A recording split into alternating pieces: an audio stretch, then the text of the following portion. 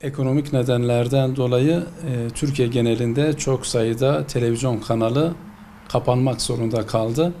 Özellikle kapanan bu televizyonların büyük bir kısmını ise yerel kanallar oluşturuyor.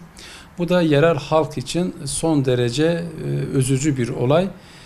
Çünkü yerel halk hem Türkiye siyaseti açısından son derece önemli, hem de Türkiye'nin bazı politikaların noktasında da yerel halk çok önemli. Şimdi son 3-4 ay içerisinde en az 3 televizyonun kapandığını duydum. Kapanma nedenlerinden bahsedecek olursak özellikle vergiler, uyduya her ay ödenen para, son derece gelir ile gideri kıyasladığımız zaman çok arada büyük bir fark var. Yani son derece pahalı diyebiliriz.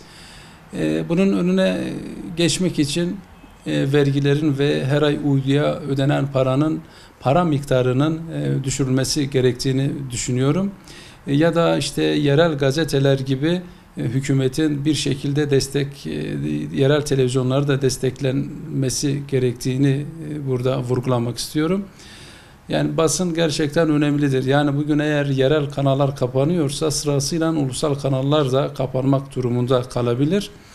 Hem basın özgürlüğü açısından son derece üzüntü verici, diğer taraftan da ciddi bir işsizlik furyasıyla karşı karşıya kalabiliyoruz. Mesela araştırdığım kadarıyla 5 gazeteciden 3'ü maalesef işsiz. Tabii bazı nedenler var işsiz olmalarından dolayı. Ancak kapanan televizyon sayısında ciddi bir artış olduğunda doğal olarak da bir işsizlik de meydana geliyor. Hem işsizliği önleme açısından hem de farklı seslerin, özellikle Anadolu kanallarının kapanmaması açısından kanalların bir şekilde desteklenmesi ve bu verginin, her ay uyduya ödenen para miktarının düşürülmesi gerektiği kanaatindeyim. Yereller Türkiye'nin zeminidir, Türkiye'nin sesidir. Bu nedenle yerel kanallar kapanmamalı, ekranı karartılmamalı diyorum. Her kapanan bir kanal basın camiası açısından ifade ettiğim şekilde son derece üzüntü vericidir. Şimdi tabii ekonomik sıkıntılar içerisinde bir yere kadar istihdamı sağlayan bu televizyonlar zamanla bu ekonomik girdilerin fazla maliyetli olması nedeniyle kapanmayla karşı karşıya kalıyorlar. Çünkü TürkSat'a özellikle yüklü miktarda bir para ödemesi yapılıyor. Bunun 50 milyarın üzerinde olduğu, 50 bin liranın. Tabii bir değişiklik olmazsa bunların dövize bağlı olarak sürekli yükseliş gösterdiğini zaman zaman arkadaşlardan bunları duyuyorduk.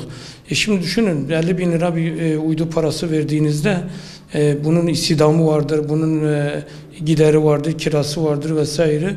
Bunlara baktığımız zaman 90-100 bin lira bir maliyet oluyor. Dolayısıyla devletin bu konuda bir adım atması lazım. Özellikle yerel televizyonların bu anlamda Türkiye'nin buradaki sesi, yereldeki sesi olması hasebiyle bunlara belli oranda kamu spotu desteği vermeleri gerekir. Bunlara ekonomik anlamda istihdam sağladıkları için bir teşvik verilebilir. Buna özellikle çok önemli. Hele Doğu, Güneydoğu'daki sanayicilerimiz ve reklam kültürünün burada olmaması nedeniyle birçok sıkıntılar yaşıyorlar. Dolayısıyla devlet bu anlamda özel bir kanun çıkararak bir destek sağlamaları gerekir. Yerel TV özellikle bu bölgenin sesidir. Her ilin sesidir. Her ilin gücüdür. Ekonomi objektif anlamda haber yapabilmeleri için ekonomik anlamda güçlü olmaları gerekir. Bu anlamda kapanan televizyonları özellikle duyduğumuzda da üzülüyoruz. Hem istihdam konusunda işsizliğin artmasına sebep oluyor.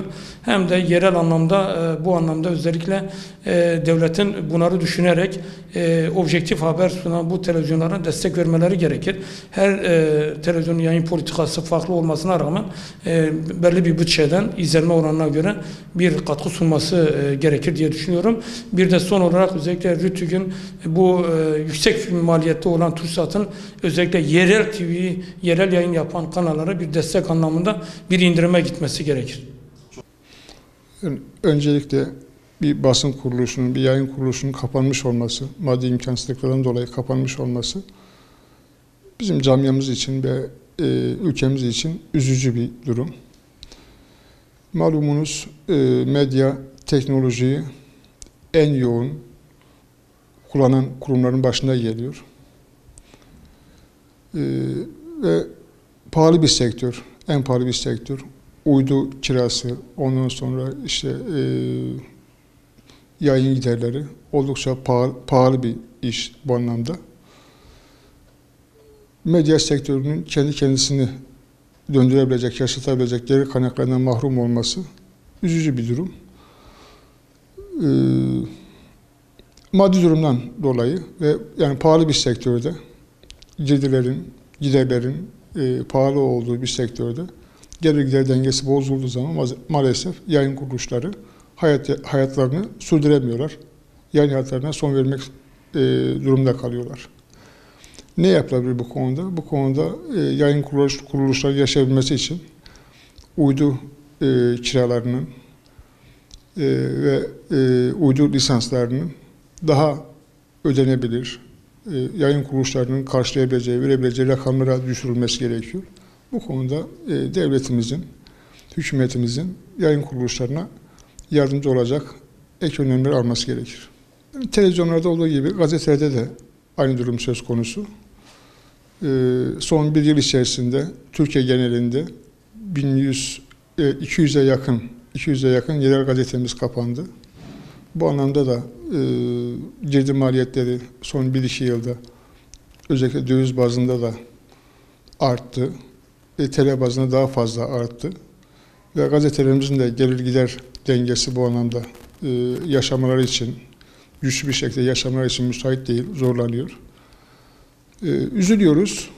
Yani bu anlamda hem hükümetten destek bekliyoruz, hem de vatandaşlarımızdan ve yerel üreticilerimizden kendi şehirlerinin hafızası olan, kendi şehirlerinin sesi olan, gözü kulağı olan yayın kuruluşlarının, yerel gazetelerimizin yaşatılması anlamında duyarlılık ve destek bekliyoruz.